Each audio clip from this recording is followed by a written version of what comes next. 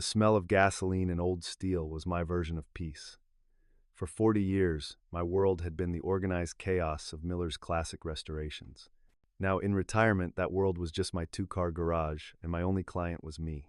My project, my masterpiece, was a '67 Mustang Fastback, currently just a shell on 4 jack stands, but in my mind, she was already gleaming cherry red. The money from selling the shop was sitting in a Mosler safe in the basement, a tidy $85,000 that was supposed to let me cruise through my golden years without a single worry. That money wasn't just paper. It was 40 years of busted knuckles, 16-hour days, and the satisfaction of bringing dead machines back to life. It was the sound of a perfectly tuned V8 engine, the scent of fresh paint, and the freedom I had earned. The scream of tires on my quiet suburban street was so out of place it made me drop a wrench. It clattered on the concrete floor, the sound echoing the sudden jolt in my chest. I knew that sound. It was the sound of my son, Leo, driving the way he did everything else. Too fast, with no regard for anyone around him. A sleek dark gray Tesla I knew he couldn't afford slid into my driveway, and the driver's side door flew open before the car was even fully stopped. Leo didn't walk into my garage, he exploded into it. He was 35, but in that moment he looked like a terrified teenager. His designer hoodie was wrinkled, his expensive sneakers were untied, and his eyes were wide with a frantic, desperate energy that I hadn't seen since he dropped out of college. "Dad, I need your help. It's an emergency." His voice was tight, strained. He started pacing between the Mustang and my workbench, his hands running through his perfectly styled hair, messing it up. He couldn't stand still, a bundle of nervous energy that felt like a violation of my calm, orderly space. I wiped my greasy hands on a rag, moving slowly, deliberately. I'd learned long ago that rushing to meet Leo's panic only made things worse. "What kind of emergency, son? The kind that involves a bad business deal or the kind that involves a credit card company?" He winced, the shot landing exactly where I'd aimed it. "It's not like that. This is different. This is the big one." He stopped pacing and finally looked at me, his eyes pleading. "The startup, we need a bridge loan. We're about to close a massive round of Series A funding, but our angel investors are getting cold feet. We're burning through cash too fast. I just need to show them we have enough runway to get through the next quarter." I'd heard these words before, just with different buzzwords attached. 2 years ago, it was a crypto opportunity that cost me $5,000.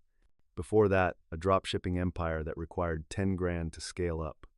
Each time, the money vanished into a black hole of his bad decisions.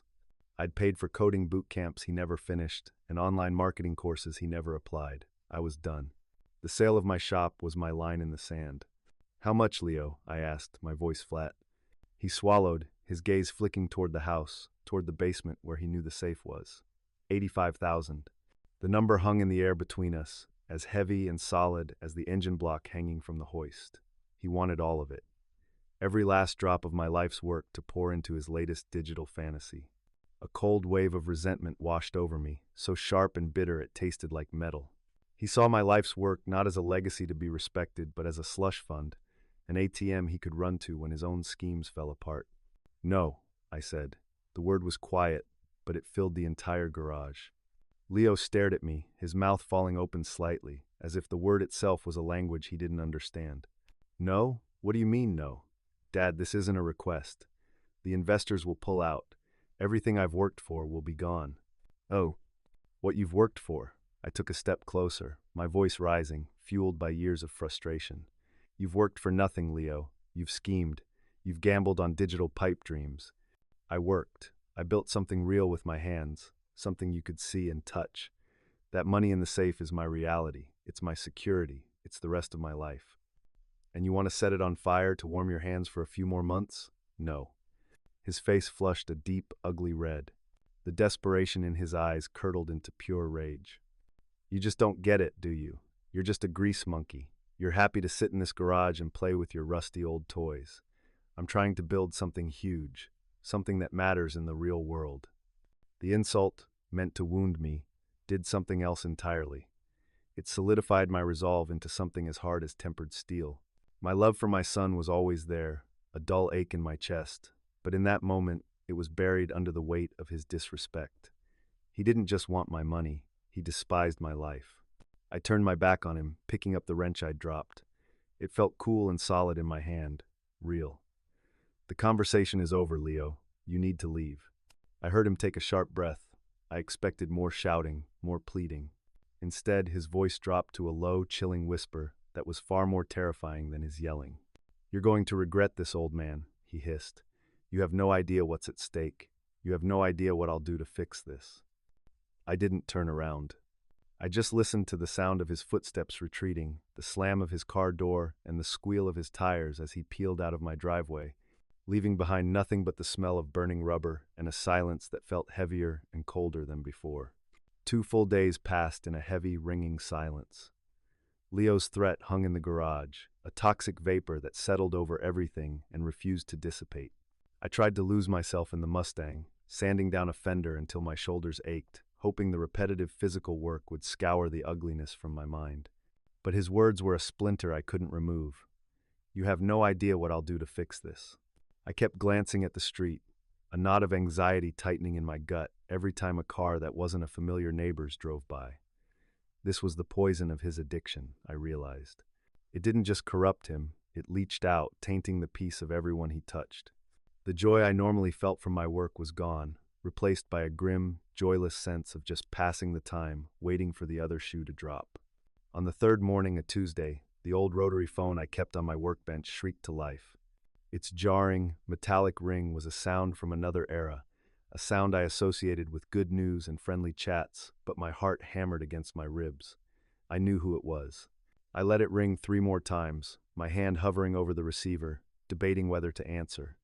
A part of me wanted to let it ring forever, to cut the line and be done with it. But I couldn't.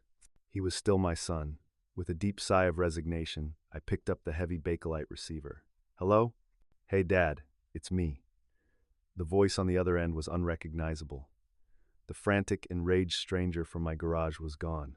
In his place was a calm, warm, and disconcertingly cheerful version of my son. It was the voice he used when he was a kid, the one that could charm his teachers into giving him an extension on a late assignment. The sudden shift was so jarring it felt like a trick. Listen, he continued, not waiting for me to respond. I wanted to call and, well, I wanted to apologize, deeply, for the other day. I was a complete jerk. There's no excuse for how I spoke to you. I stood there, silent, trying to process the tonal whiplash. My grip tightened on the receiver. An apology from Leo was a rare and suspicious event, usually preceding an even bigger request for money. Is that so? I said, my voice laced with a skepticism I didn't bother to hide. Yeah, it is, he said, and I could hear the smile in his voice. It sounded practiced. You know, after I left your place, I did a lot of thinking. You were right, 100%. You gave me the harsh reality check I needed. I've been so focused on chasing this idea that I lost sight of what's real. What you built, your shop, that was real. I disrespected that, and I disrespected you. I was way out of line. The words were all correct. They were the exact things a father would want to hear, but they felt hollow, like lines from a movie script about forgiveness. He was hitting every beat with a salesman's precision, and it set every one of my internal alarms ringing. Still, a foolish, stubborn part of my heart, the part that would always be his father, felt a tiny flicker of hope. What if this time was different? What if he'd finally hit his rock bottom and was ready to climb back up? That's why I'm calling, actually, he went on, his cheerful tone gaining momentum. Maya and I, we want to have you over for dinner tomorrow night. She's making that pot roast you love, the one with the little onions and carrots. Maya thought it would be a good way to properly reconnect. As a family, no business talk, no problems, just us. He was using his wife as a shield, a tactic as old as time. It was much harder to say no to her pot roast than it was to him. I glanced around my garage, at the half-finished Mustang, a project built on patience and honesty. Everything in here was straightforward. A bolt was either tight or it wasn't. An engine either ran or it didn't. With Leo, I was never sure. I was navigating a fog of his creation. Dinner? Yeah, at our new place. We just moved into a rental over in the Westlake area. It's a big step up. Maya's really excited to show you. The detail landed like a lead weight in my stomach. A step up? How could they possibly afford a more expensive house if his company was about to implode? The flicker of hope began to dim. smothered by a fresh wave of suspicion. "And Dad," he said, his voice dropping into a sincere, almost reverent tone, "thanks for not giving me the money. It forced me to look at the bigger picture, to start making real changes. This dinner is the first step, for me, for us." He gave me the address, rattling it off so quickly and clearly that it sounded like he was reading it from a piece of paper right in front of him. I scribbled it down on a greasy napkin. The bait was laid, perfectly presented and smelling of forgiveness and pot roast. My mind screamed at me that it was a trap, that this was just another one of Leo's elaborate games. But my heart, that stupid, stubborn organ, whispered a different question. What if it isn't? I hung up the phone, and the silence that rushed back in felt different. It was heavier now, filled with questions. I stood in my garage, the heart of my sanctuary, but it no longer felt peaceful. It felt like a jury room, and I was the only one there to deliberate. I stared at the greasy napkin in my hand, at the address written in my own blocky handwriting, 1422 Sycamore Point. It sounded expensive. It sounded like a lie. My gut, the part of me that had been seasoned by 40 years of business deals and Leo's lifetime of broken promises, was screaming at me. It was a 5-alarm fire of suspicion. Rehearsed, it told me. The whole apology was rehearsed. People don't change that fast. And the new house? A man drowning in debt doesn't move into a bigger boat. My gut remembered the cold fury in his eyes just 2 days ago, the chilling whisper of his threat. It told me to tear up the napkin, to lock my doors, and to let my son figure out his own mess for once in his life. Self-preservation is a powerful instinct, and mine was telling me to run. But then there was my heart. It's a stupid, stubborn, and endlessly foolish organ when it comes to your own child. It argued back with a quieter, more dangerous voice. What if he's telling the truth? It whispered. What if this is it, the moment he finally woke up? What if Maya's influence is finally winning? If you say no, you might be slamming the door on the one real chance you have to get your son back. To turn down this invitation felt like a final act, like signing a death certificate for our relationship. And as much pain as he'd caused me, I wasn't ready to do that. I didn't know if I'd ever be. My gaze drifted over to a dusty lower shelf on my workbench, landing on a small red metal toolbox, dented on one corner and speckled with paint from a dozen different projects. It was Leo's. I'd bought it for him for his 10th birthday. Suddenly, the smell of grease and steel in the air wasn't from the Mustang, it was from a memory 30 years old. I saw him, a scrawny kid with a gap in his teeth, standing on a step stool right where I was now, struggling to hold a wrench that was too big for his hands. We were working on a '57 Chevy Bel Air, and he was my official assistant. His little face was a mask of intense concentration, his brow furrowed as he tried to mimic everything I did. He'd pepper me with a million questions. Why does the engine need oil, Dad? How does the spark plug know when to spark? Can we make this car go faster than a spaceship? I remembered the immense, uncomplicated pride on his face when I let him tighten the bolts on the valve cover himself. He'd puffed out his chest and wiped a greasy hand across his cheek, leaving a black streak he wore like a badge of honor for the rest of the day. That boy hadn't been thinking about shortcuts or easy money. He had been fascinated by the work, by the magic of taking something broken and making it whole again. He'd looked at me like I was a hero who could fix anything. Where did that boy go? When did the simple satisfaction of a job well done get replaced by the frantic, empty chase for a quick score? I leaned against the workbench, the memory leaving a familiar ache in my chest. That was the boy I was still parenting. The desperate, manipulative man who had stood here 2 days ago was a stranger, a ghost who had possessed my son's body. But the 10-year-old with the greasy cheek, he was still in there somewhere. I had to believe that. The decision settled over me, not with a sense of peace, but with the grim finality of a bet placed on a long shot. I was a gambler, just like him. He gambled with money he didn't have on ideas that would never work. I was gambling with something far more valuable, my own hope. I was going to that dinner. I would walk into his new house with my eyes wide open, ready for the performance.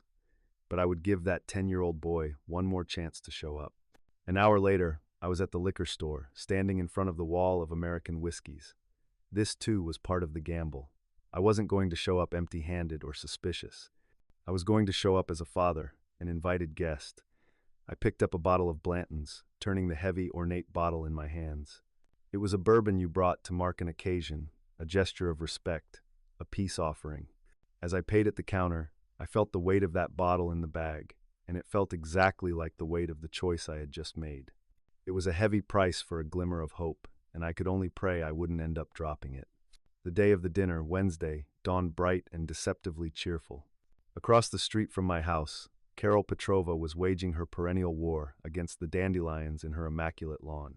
At 68, Carol moved with the quiet, deliberate precision of a librarian, which she had been for 42 years. Her world was one of order, of systems, and of patterns. She knew the Dewey Decimal System by heart, and she knew the rhythms of our quiet suburban street with the same ingrained certainty. She knew the rumble of the garbage truck at 7:15 a.m., the exact time Mrs. Henderson's caregiver arrived, and the precise arc the newspaper delivery kids' throw would make on a windy morning. So, when a beat-up, windowless white Ford Econoline van parked halfway down the block at 8 in the morning and was still there at noon, it was a violation of the established pattern. A book shelved in the wrong section. She first noticed it while pruning the prize-winning roses that lined her walkway.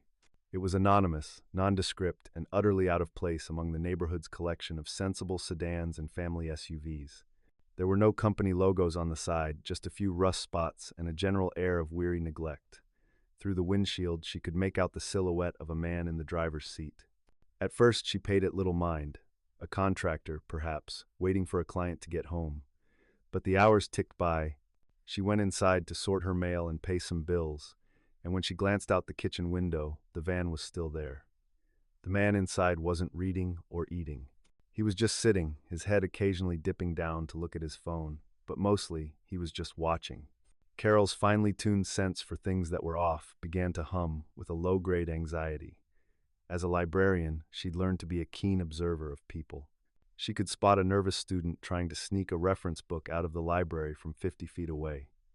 This man had that same furtive, waiting energy. His gaze wasn't general, it was specific. He wasn't watching the street, he was watching one house. My house. She thought of me, Frank Miller, her neighbor for the last 20 years. A good man, if a bit quiet. A man who kept to himself but would always have your snowblower gassed up and ready before the first big storm. A man who deserved a peaceful retirement after a life of hard work. A familiar, protective instinct began to surface. By late afternoon, her unease had solidified into genuine suspicion. The van hadn't moved an inch. This wasn't a contractor, this was surveillance. It felt like something out of one of the spy novels she used to recommend, but it was happening right here, on her quiet street, and it was deeply unsettling. At 6 o'clock, just as the evening sun began to cast long shadows across her lawn, she was outside watering her petunias when my garage door rumbled open. She watched me back my old pickup truck out of the driveway. She saw that I had cleaned up, I was wearing a nice collared shirt, and my hair was neatly combed. I looked, she thought, like a father going to have dinner with his son. I even had a bottle of something nice in a paper bag on the passenger seat. She raised a hand and gave me a small, neighborly wave, and I nodded back, my face set with a look of tense determination that she couldn't quite decipher. As my truck disappeared around the corner, Carol's eyes were immediately drawn back to the van. The man inside, who had been slouched down, suddenly sat bolt upright. He watched my truck leave with an unnerving intensity. Then, she saw him lift his phone to his ear.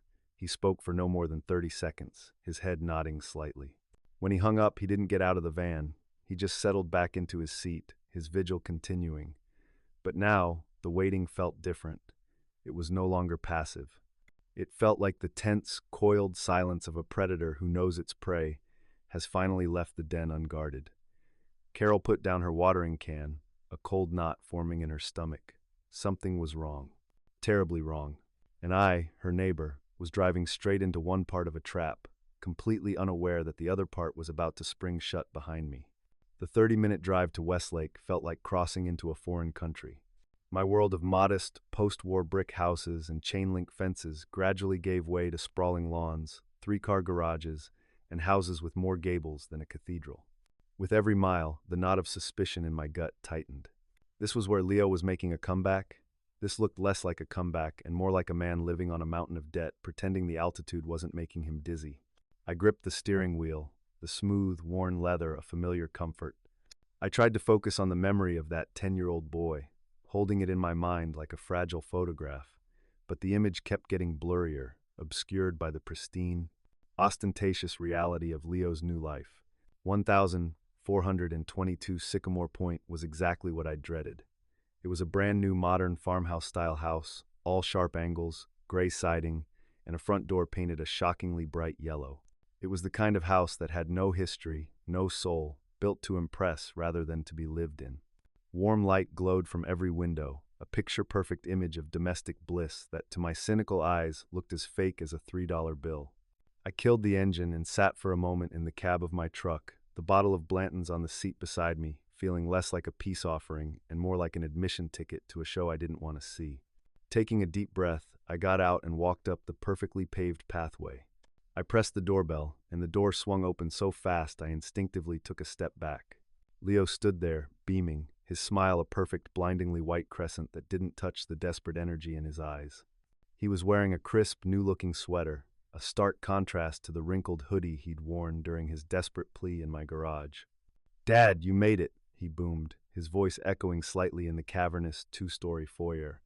He clapped a hand on my shoulder, his grip a little too tight, and pulled me into a brief, awkward hug. Right on time, as always. You could set a watch by this man. He said it to his wife, Maya, who appeared at his side as if on cue. Maya was a sweet girl who I'd always felt was in over her head with Leo. Tonight, she looked like a deer caught in the headlights of an oncoming train. Her smile was a pale, trembling imitation of her husband's. "Frank, it's so good to see you," she said, her voice a little breathless. "It's good to see you too, Maya. The new place looks substantial," I said, handing her the bag with the bourbon. "Oh, you shouldn't have. Blanton's, Leo, look." She held the bottle up like a trophy, but I saw her hands. They were trembling, a slight but undeniable tremor that betrayed the frantic panic beneath her forced composure. She clutched the bottle to her chest like a shield. "Let me take your coat, Dad," Leo said, his hospitality bordering on aggressive. "Come on in, the place is still a bit of a work in progress, but we're getting there." A work in progress? The inside of the house looked like a magazine spread. It was cold, minimalist, and impersonal. Gray walls, abstract art that looked like angry scribbles, and sleek, uncomfortable-looking furniture were arranged with geometric precision. There wasn't a single photograph, not a scuffed corner or a comfortable-looking armchair. The air was thick with the competing smells of lemon-scented polish, and the rich aroma of the pot roast wafting from the kitchen, a chemical and culinary attempt to manufacture a feeling of home. "It's beautiful," I lied, feeling claustrophobic in the wide-open space. "Maya's got great taste," Leo said, steering me toward the dining room. "She's the visionary. I'm just the guy who pays the bills." He laughed, a loud, hollow sound that didn't fit in the quiet, sterile house. The dining table was the centerpiece of the performance. It was a long, dark wood table, set for three with plates and silverware I'd never seen before. They were modern, square, and looked like they'd crack if you set a fork down too hard. Cloth napkins were folded into elaborate fans, and a ridiculously large bouquet of white lilies sat in the center, their funereal scent mingling with the food. This wasn't a family dinner, it was a state dinner for a country of three. "Can I get you something to drink, Frank?" Maya asked, already moving toward a built-in wine fridge. "We have a nice Cabernet, or we could open this amazing bourbon." "Water is fine for now, thanks," I said, sitting down in one of the unforgivingly stiff chairs. The conversation that followed was a masterclass in deflection. Every question I asked was met with a vague, polished answer. "So what's the rent like on a place like this?" "It's competitive for the area," Leo would say with a wave of his hand. "You have to spend money to make money, Dad. It's all about projecting the right image. How's the job search going for you, Maya? I thought you were looking for a new marketing position." "Oh, I'm taking a little break to get the house set up," she'd reply, avoiding my eyes. "And to support Leo, it's a really crucial time for the company." Oh, they showered me with compliments about my shirt, about how healthy I looked, about a deck I'd built for them at their old house 5 years ago. It was a relentless barrage of flattery, designed to soften me up, to make me feel appreciated and valued. But with every empty compliment, I felt more and more like a target. I was an investor they were trying to woo, not a father they wanted to have dinner with. The hope I had so carefully nurtured on the drive over had withered and died. Now, I was just playing my part, waiting for the real reason for this elaborate play to be revealed. "Well," Leo announced, pouring himself a generous glass of the Cabernet. He raised it high, his smile back in full force. "I'd like to propose a toast. to second chances, to family, and to the future. He looked at me, his eyes gleaming in the candlelight. Maya raised her water glass, her own smile looking more like a pained grimace. I picked up my glass, the cool condensation, a small, real sensation in a room that felt entirely fake. I was a guest of honor at a banquet of lies, and the main course hadn't even been served yet. Maya brought the pot roast to the table on a heavy ceramic platter. It was a perfect, magazine-worthy roast, browned to perfection and surrounded by a colorful ring of glazed carrots and potatoes. The rich, savory aroma, which should have been comforting, only added to the suffocating artificiality of the evening. She served me a generous portion, her movements quick and jerky, a hostess trying desperately to project an air of normalcy that simply wasn't there. As we began to eat, Leo launched into what was clearly a pre-planned monologue of curated memories. "You know, Dad, I was thinking the other day about that Pinewood Derby race back when I was in Cub Scouts," he began, his voice filled with a buttery, false nostalgia. "Remember how we stayed up all night in the garage, sanding down that block of wood? You taught me about aerodynamics and weight distribution. When I won that blue ribbon, I felt like I'd won the Indy 500. I chewed my pot roast slowly, the meat tender, the flavor excellent. It was a shame Maya's cooking was being wasted on this charade. I remembered that Pinewood Derby. We had worked on the car together, but Leo had gotten bored after an hour and gone inside to play video games. I'd stayed up until 2 a.m. by myself, waiting it and painting it, wanting him to have a car he could be proud of. He hadn't won a blue ribbon. He'd come in fourth, and he'd cried in the car on the way home because he didn't get a trophy. I didn't correct him. I just nodded, a small, non-committal gesture. "I remember," I said, my voice neutral. The fact that he was rewriting our history to cast himself in a better light was the first major crack in his performance. He kept going, serving up another polished anecdote about a fishing trip to Lake Erie, where, in his telling, he'd caught a massive bass. I remembered the trip clearly.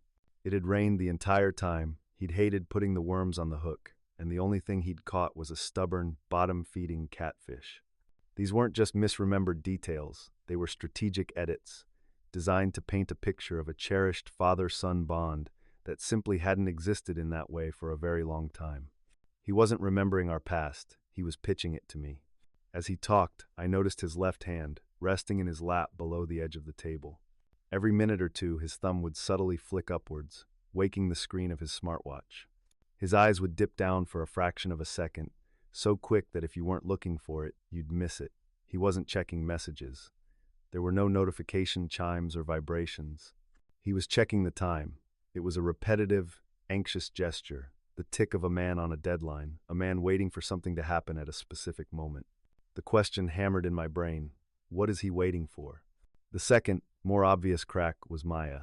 She was a tightly wound spring of pure anxiety. She barely touched her food, instead busying herself with the tasks of a frantic hostess. She refilled my water glass after I'd taken a single sip.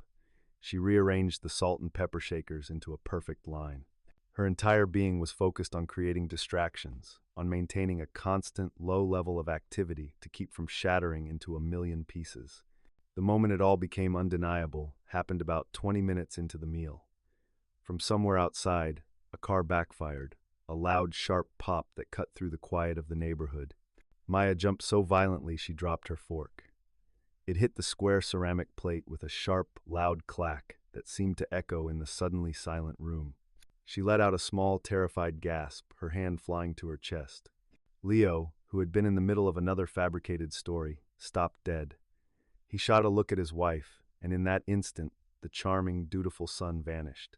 His face was a mask of cold, reptilian fury. It was a silent, venomous command, "Get it together." "I'm so sorry," Maya stammered, her face pale as a sheet. She fumbled to pick up the fork, her hands shaking so much she could barely grasp it. "It just startled me."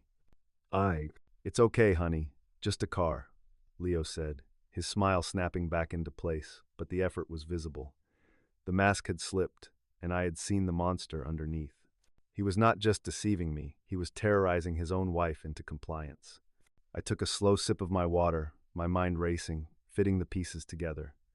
The rehearsed apology, the expensive house they couldn't afford, the scripted memories, the constant time-checking, Maya's abject terror. It all pointed to one unavoidable conclusion. This dinner wasn't a reconciliation, it was an alibi. It was a carefully constructed cage designed to hold me here, pleasantly distracted, while something else, something terrible, happened somewhere else. He was waiting for a signal, and his entire performance was about to crumble. The silence that followed Maya's dropped fork was heavy and suffocating. Leo tried to patch the hole in the conversation with another forced laugh, but the sound died in his throat. We were all just sitting there, pushing food around our plates, the elaborate pretense of a happy family dinner now in tatters around us. It was in that tense, brittle silence that I felt it, a low, insistent buzz from the cell phone in my pants pocket. The vibration was quiet, but in that silent room, it felt like a seismic event. I saw both their heads snap in my direction. Leo's practiced smile tightened at the edges, and for a split second, a look of pure, animal panic flashed in his eyes before he could mask it. Maya simply froze, her fork halfway to her mouth, her face a pale mask of dread. They both knew, instinctively, that this unscheduled intrusion was a threat to their carefully constructed play. "Go ahead, Dad, get it," Leo said, his voice a little too loud, a little too magnanimous. "Don't mind us. Probably just a telemarketer. They never stop." He tried to laugh it off, but his eyes were locked on my pocket, hungry and anxious. I pulled out my old, simple smartphone, the one with the cracked screen protector that Leo always made fun of. The name on the screen made my blood run cold. Carol Petrova. Carol was not a casual caller. In the 20 years we'd been neighbors, she had called me exactly 3 times. Once to tell me a heavy branch had fallen on my roof during a storm, once to ask if I had a spare key when she'd locked herself out, and once to organize a neighborhood watch meeting. If she was calling me at 7:30 on a Wednesday night, it was for a reason. "Excuse me for a moment," I said, pushing my chair back. I walked out of the dining room into the cold, echoing foyer, the chill of the marble floor seeping through the soles of my shoes. I answered the phone, my heart starting to hammer a heavy, frantic rhythm against my ribs. "Carol, is everything okay?" Her voice came through the line in a rushed, urgent whisper, laced with an adrenaline I had never heard from her before. "Frank, I am so sorry to interrupt your dinner, but you need to listen to me very carefully." I could hear the rustle of what sounded like curtains in the background. She was watching from her window. The white van I told you was parked on the street? The man from the van. "Frank, he's in your house." The words hit me with the physical force of a punch to the gut. The air left my lungs, and for a terrifying second, the marble floor seemed to tilt beneath my feet. I gripped the wall to steady myself, the blood roaring in my ears. "What do you mean, he's in my house?" "I saw him sneak around to your backyard about 10 minutes ago," she whispered, her words tumbling over each other. "I didn't know what to do. I thought about calling you, but then I wasn't sure. But now, Frank, now I'm sure. I can see flashlights, beams of light moving around inside your living room. Now in the kitchen. Oh God, Frank, someone is in your house right now."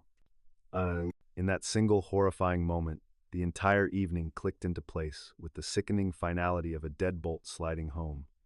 It wasn't a series of strange coincidences or a simple, desperate lie. It was a plan, a coordinated, two-pronged attack. The demand for $85,000, the threat, the perfectly timed, insincere apology. The dinner invitation to this sterile, soulless house. Leo's constant, frantic glances at his watch. Maya's sheer terror. It was all a meticulously designed operation to get me out of my house, the fortress that held my life's work so his hired goon could break in and steal it. My son hadn't just lied to me. He had planned my ruin. He had sold me out. The shock was a flash freeze, lasting only a second before it was consumed by a surge of pure, cold adrenaline. The confused and hopeful father was gone, incinerated. In his place was the mechanic, the problem solver, the man who saw a broken machine and knew exactly what needed to be done to fix it. "Carol," I said, my voice steady and clear, cutting through her panicked whispers. "You did the right thing. Hang up this phone right now and call 911. Tell them everything you just told me. Tell them there is a burglar inside my house. Tell them I'm on my way."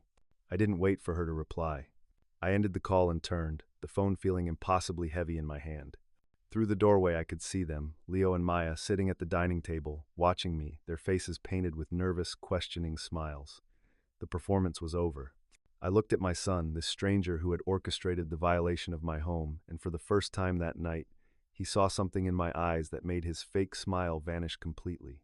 I walked back into the dining room, my steps heavy and deliberate on the polished hardwood floor.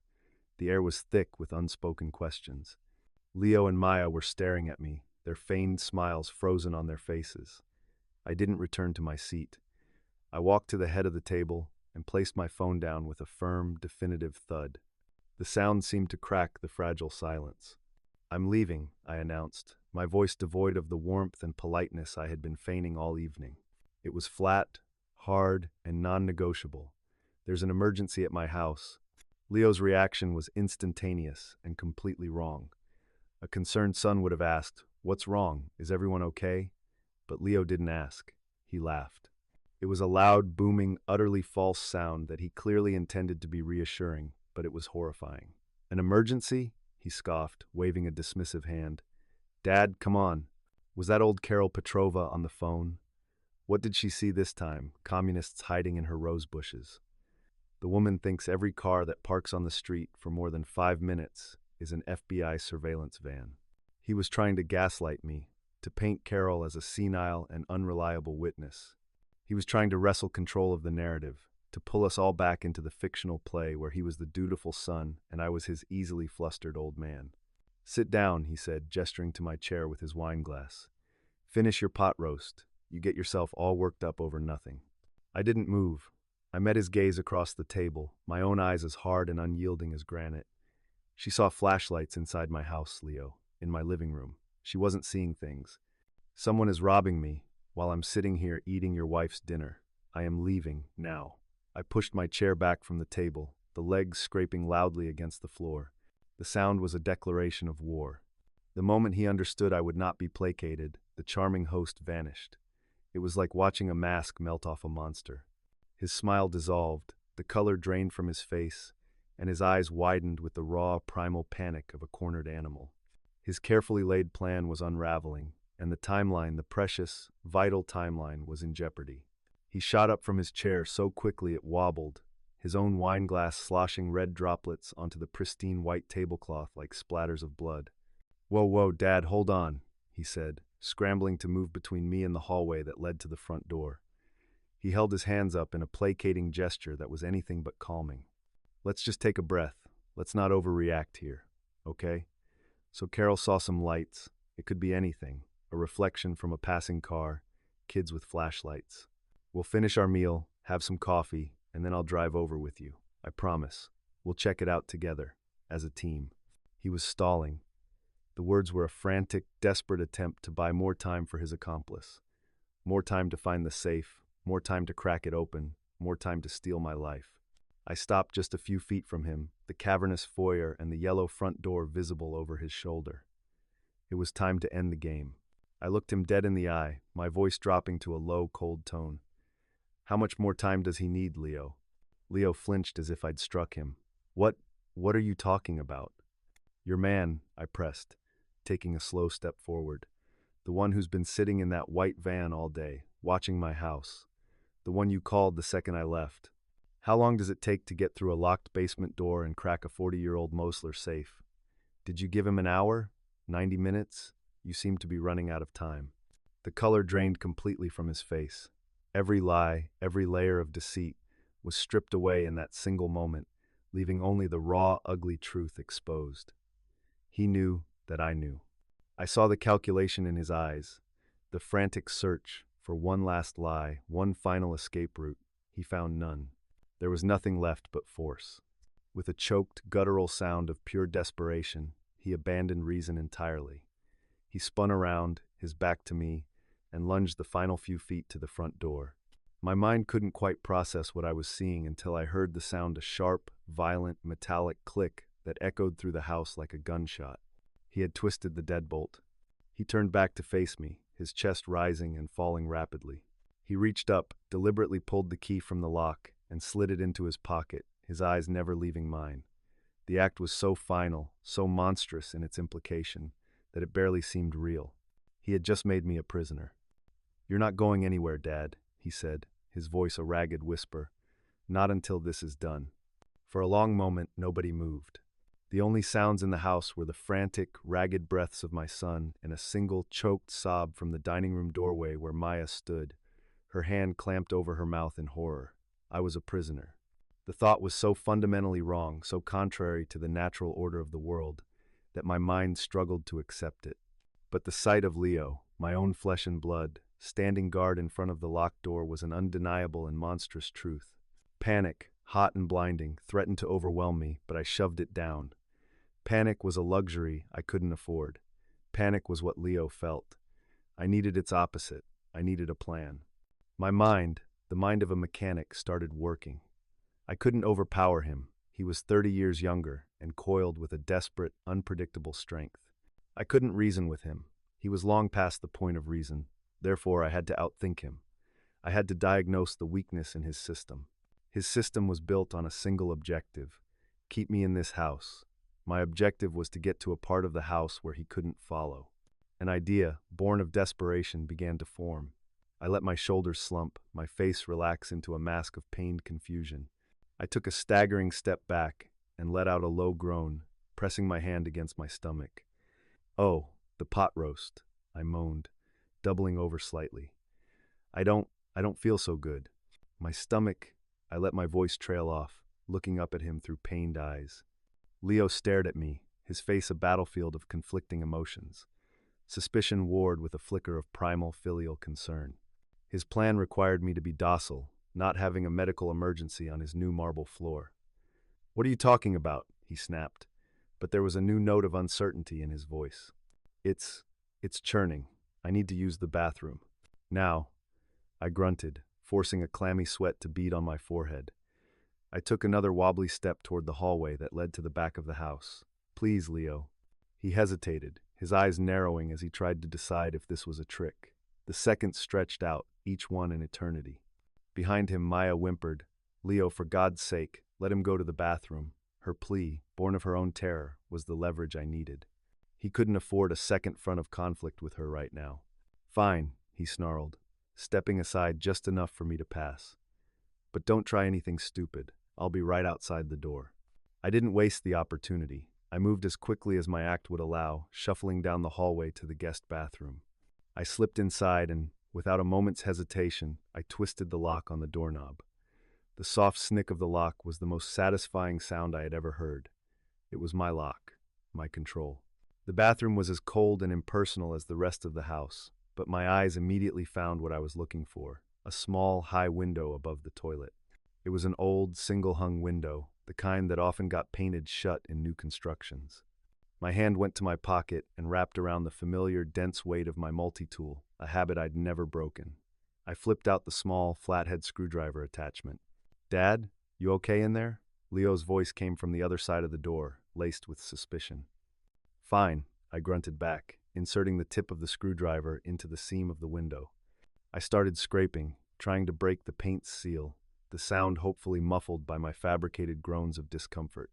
The paint was thick, and the latch was stiff. My heart hammered against my ribs with every scrape and creak of the wood. "What was that? What's that noise?" Leo's voice was sharper now.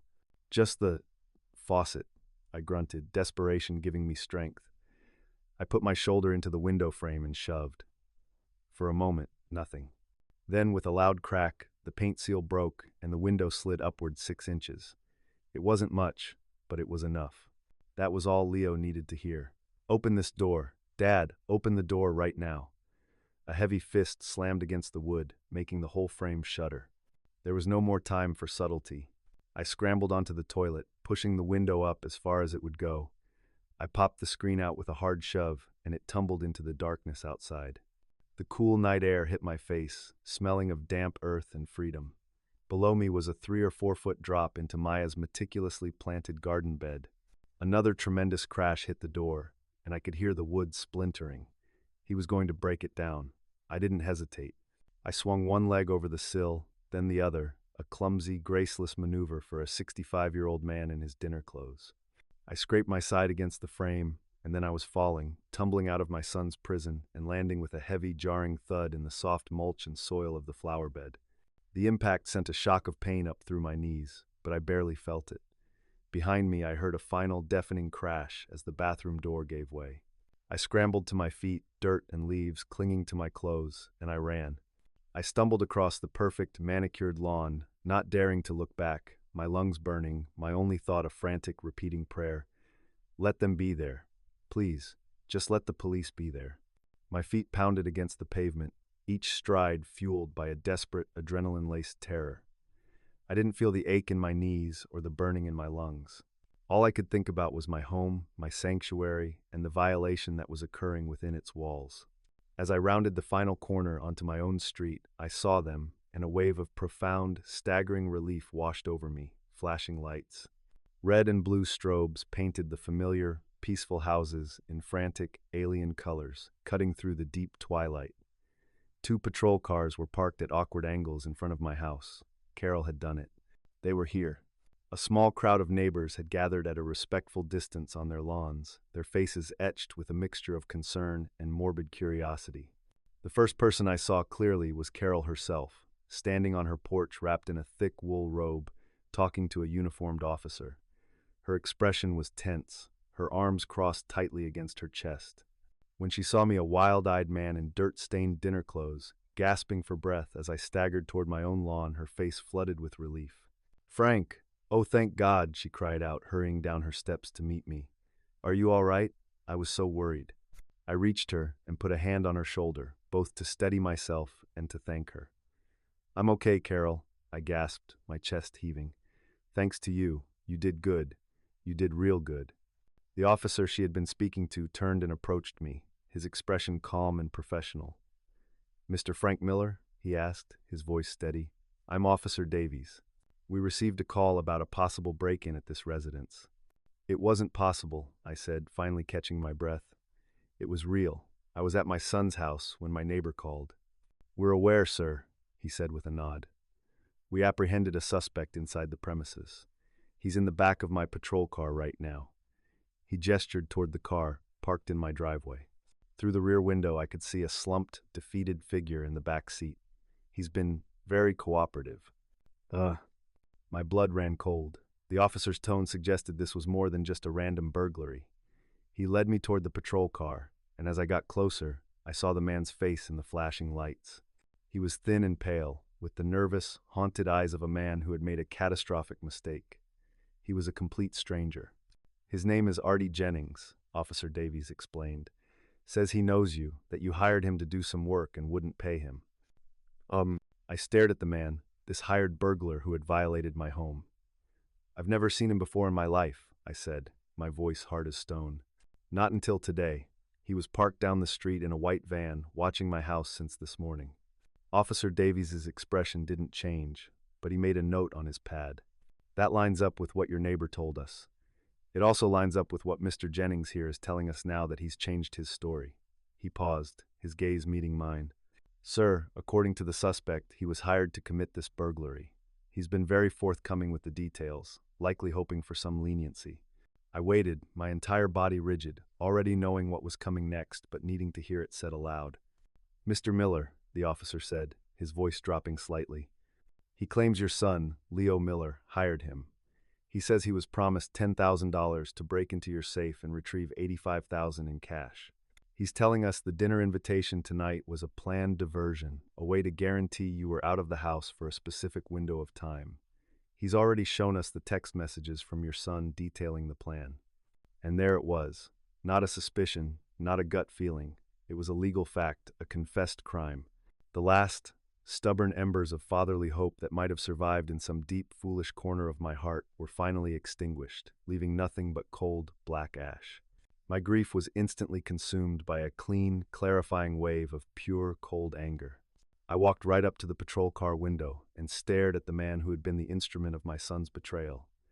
Artie Jennings flinched, refusing to meet my eyes, staring intently at his own cuffed hands in his lap. He looked pathetic. "Did he get into the safe?" I asked the officer, my eyes still locked on the burglar. "No, sir," Davies replied. "Your basement door held him up longer than he expected. By the time he got it open, we were arriving on scene. He heard the sirens and tried to flee out the back, but we had the house surrounded. The safe is untouched, though he did some damage trying to pry it open." I needed to see it. Officer Davies led me through my own back door, the frame splintered where Artie had forced it open.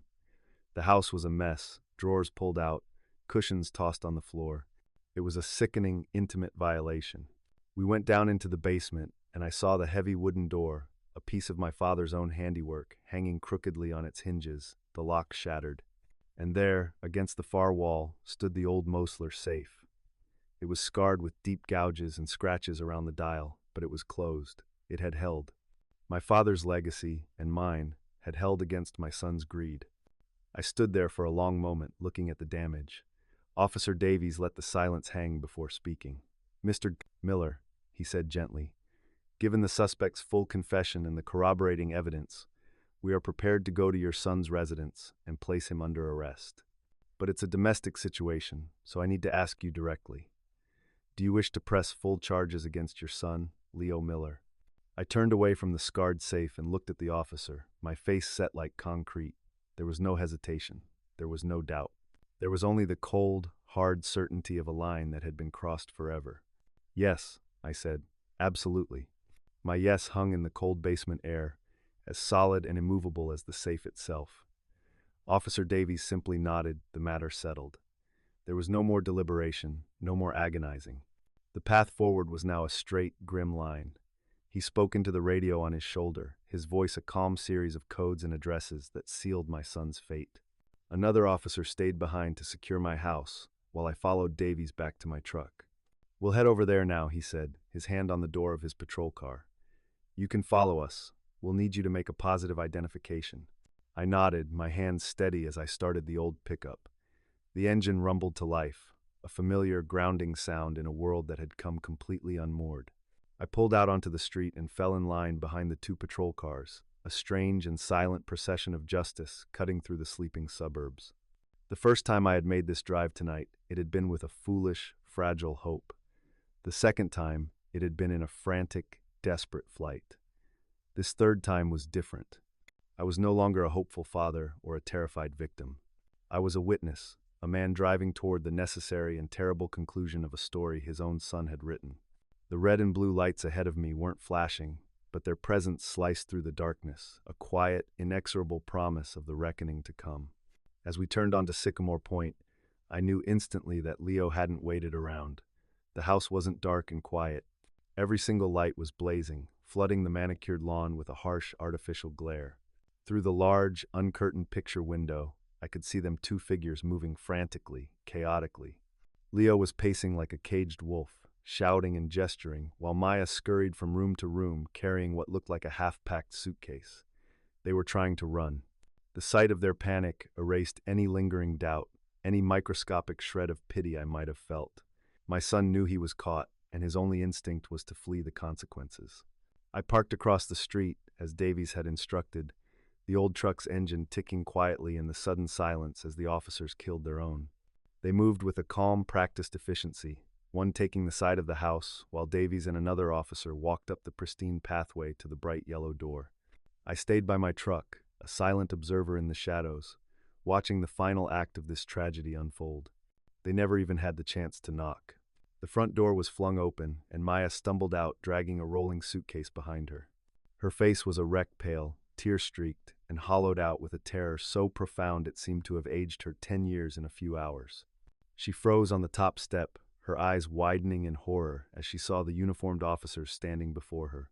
Leo appeared in the doorway right behind her, his own face a mask of furious disbelief.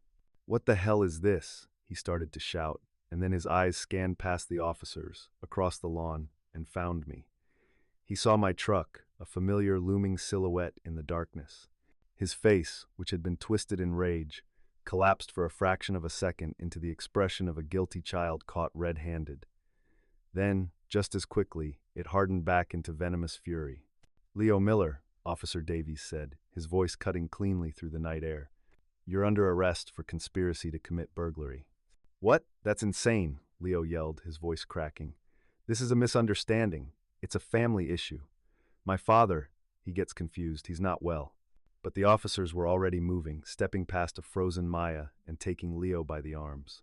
As the cold, metallic click of the handcuffs echoed across the lawn, the reality of the situation finally seemed to penetrate Leo's shield of arrogant denial. His body went rigid, and his eyes, wide with pure panic, darted to the only possible ally he had left. Maya, he screamed, his voice raw with desperation as the officers began to lead him away. Tell them this is a mistake. Maya, you were with me all night. Tell them he's crazy. Tell them. It was the final selfish demand from a man who had demanded everything from her. He wasn't asking for help. He was commanding her to lie, to destroy her own life, to save his. And in that moment, I saw her break. All the fear, all the coercion, all the silent complicity that had held her together all night finally shattered. She looked at her handcuffed husband, the man who had turned her into an accomplice, and then her eyes found mine across the street. She took a deep, shuddering breath, and the truth came pouring out of her in a torrent of hysterical, sobbing words. No, she shrieked, the sound tearing through the quiet neighborhood. I won't lie. I won't lie for you anymore. He's not confused. It's true. It's all true. The debt, the man in the van, he planned all of it. He locked his own father in our house. He made me. He said he would. He made me do it. Her confession, a chaotic flood of guilt and terror, was the final damning nail. Leo's protests died in his throat. His shoulders slumped in utter, abject defeat. There were no more lies to tell, no one left to manipulate. The officers guided his now limp body toward the patrol car. As they pushed him into the back seat, his face was briefly illuminated. He was no longer the slick entrepreneur, the raging tyrant, or the charming son. He was just a hollowed-out man, his features slack with the shock of complete and total ruin. The car door shut, and the convoy of justice pulled away from the curb, their lights still off, carrying my son away into the darkness. Officer Davies gave me a slow, respectful nod from the lawn before getting into his own car. The street was quiet again, leaving only me, a broken woman sobbing on her front steps, and the heavy, suffocating weight of a justice that brought no joy at all. A month had passed. The oppressive, late summer humidity had finally broken, and the first hints of autumn were beginning to touch the edges of the leaves on the big maple tree in my front yard. The world was moving on, turning toward a new season, and I was trying my best to turn with it. The street was quiet again, returned to its normal, peaceful rhythm. The only difference was that now, most afternoons, Carol Petrova would bring 2 mugs of coffee over and sit with me on my front porch. We sat there now, in the comfortable silence of 2 people who had been through a fire together. The media flurry had been brief and local. A small article in the Cleveland Plain Dealer about a family dispute leading to burglary charges that thankfully used no names. The neighbors had been kind, giving me respectful nods instead of prying questions. But the real story, the one that mattered, had played out in the quiet, sterile rooms of the justice system. "Did you hear from the lawyer today?" Carol asked gently, her mug warming her hands in the cool afternoon air. I nodded, taking a slow sip of my own coffee. "Yeah, it's over." Leo took a plea deal. I stared out at the street, watching a group of kids ride their bikes past my house. No jail time. The judge went lenient, seeing as it was a first offense and a domestic case. Carol made a small, disapproving sound. "But," I continued, a grim sense of irony in my voice, "he got 5 years of strict probation. He has a curfew, has to submit to financial audits, and he's been court-ordered into a gambling and financial addiction counseling program for the full 5 years. And the best part? Full legal restitution." "So he has to pay you back?" Carol asked, her eyebrows raised.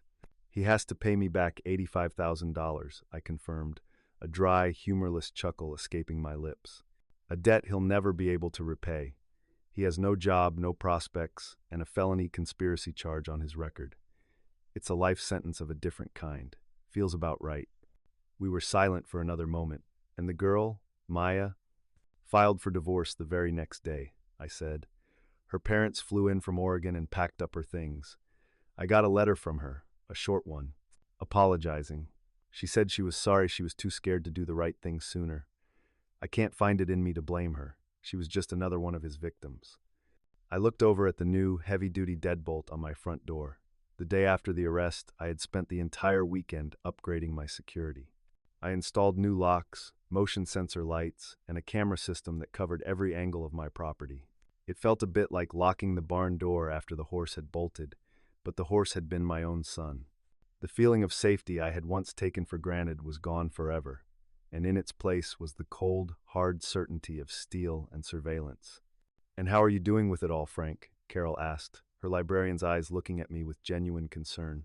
"Really?" I leaned back in my rocking chair, the gentle creak, a comforting, familiar sound. "You know," I said, my voice quiet, "it feels like he died. The son I raised, the little boy with the greasy cheek who loved working on cars with his old man, he's gone. Maybe he's been gone for years, and I just refuse to see it. The man who sat in that courtroom, the stranger who tried to trade my life's work for a few more months of his fantasy, I don't know him." The grief was a heavy, physical thing, a permanent weight in my chest. It wasn't the sharp pain of a fresh wound anymore. It was the dull, constant ache of a phantom limb. You don't get over it, you just make room for it. You find a shelf for the sadness and another for the anger, and you learn to live with them sitting there. The storm was over. Now, I just had to learn to live in the quiet, empty landscape it had left behind. Carol reached over and put a comforting hand on my arm for a moment. "He is gone, Frank, and it's okay to grieve that. But the man you are, the man who raised that boy and built a life and stood his ground, he's still here." Her words settled over me, simple and true. I looked down at my own hands, calloused and stained with a lifetime of grease and honest work.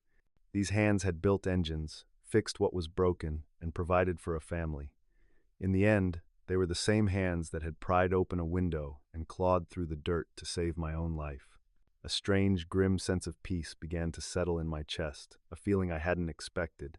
"You know, the funny thing is," I said, looking from my hands to Carol's kind face, "I spent all this time thinking that my security was $85,000 locked in a steel box in my basement. I was guarding it, thinking of it as this legacy for a son who didn't even respect the work that earned it." "Oh," I shook my head, a small, weary smile touching my lips for the first time in what felt like a month. But the safe didn't save me. A cheap multi-tool in my pocket, the stubbornness of a 65-year-old man, and a vigilant librarian next door who knows when something is out of place. That was my real security. That was the foundation.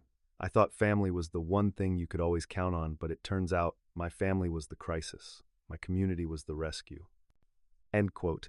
My gaze drifted across the lawn to my garage. Through the open door, I could see the shell of the '67 Mustang waiting patiently on its jack stands. For the last month, it had been a monument to a future I was no longer sure I had. But now, looking at it, I saw something else. Not an ending, but a beginning. "I'm going to finish that car," I said, a new resolve hardening my voice. "And when it's done, I'm cashing out a piece of that retirement fund." My wife and I, we always talked about driving Route 66, all the way to the Santa Monica Pier. We just never got around to it. I turned to Carol, and my smile felt a little more real this time. "I think I'm finally going to take that trip, not for anyone else's legacy, just for me." The sun was warm on my face. The neighborhood was peaceful. The long, painful chapter with my son was over, and the ending was not what I had ever imagined. But ahead of me was an open road, a full tank of gas, and a future I was going to build for myself, 1 mile at a time. And for the first time in a very long while, that felt like more than enough.